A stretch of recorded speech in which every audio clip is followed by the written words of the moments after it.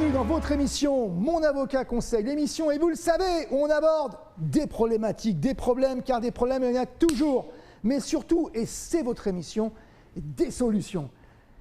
Aujourd'hui, j'ai envie d'aborder un thème avec vous. Faut-il ou pas en 2022 avoir peur du redressement judiciaire? Alors d'abord, c'est quoi le redressement judiciaire? Lorsqu'on a une société et qu'on a des difficultés financières avec des dettes, c'est vrai qu'il faut bien trouver une solution.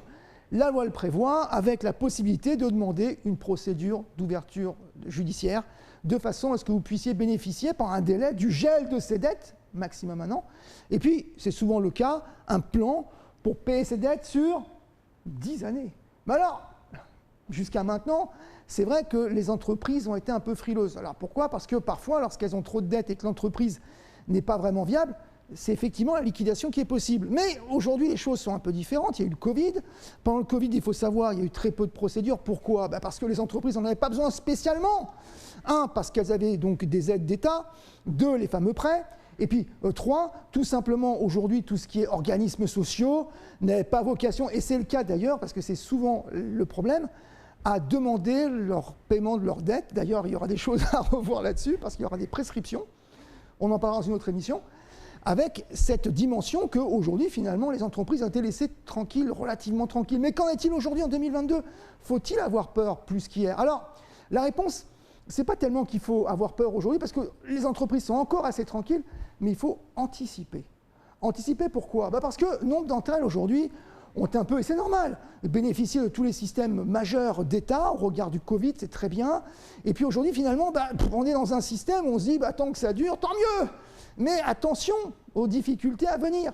Et je pense que c'est le moment, aujourd'hui, d'anticiper, parce qu'à mon sens, à la rentrée 2022, donc septembre 2022, il est possible que les choses changent et que la situation reprenne, notamment les organismes sociaux d'État envisagent, à mon sens, de demander le paiement de leurs dettes.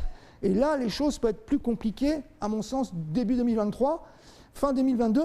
Et c'est pour ça que, s'il faut en avoir peur aujourd'hui, non.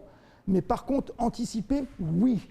Et c'est là, à mon avis, le message de cette émission aujourd'hui, c'est qu'avoir peur aujourd'hui, justement, non, parce que la période est propice et que vous pouvez anticiper relativement facilement. Et puis, il y a des petites choses comme ça auxquelles on ne pense pas.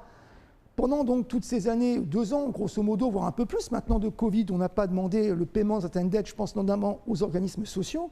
Eh bien, le temps a passé. Et vous ne le savez peut-être pas, mais des prescriptions. C'est quoi une prescription? C'est le fait qu'une dette, au bout d'un moment, 3 ans par exemple, ça n'est en cours, eh bien, s'éteint d'elle-même.